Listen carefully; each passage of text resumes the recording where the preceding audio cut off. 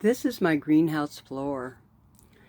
I had chicks in here last year in the spring, and this is what is left from them.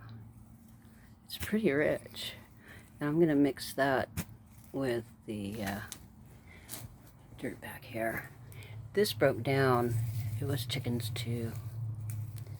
That's all broke down, but I'll mix that in with this, and I'll get this. And it looks really, really good. Look at that. That's rich.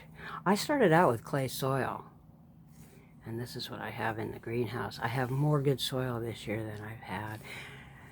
And what I'm going to do is I'm going to fill these little bags up, these little coffee bags. Nice way to use coffee bags. And plant my seeds in there. And then when I put these in the ground, they'll be like little vitamin pills.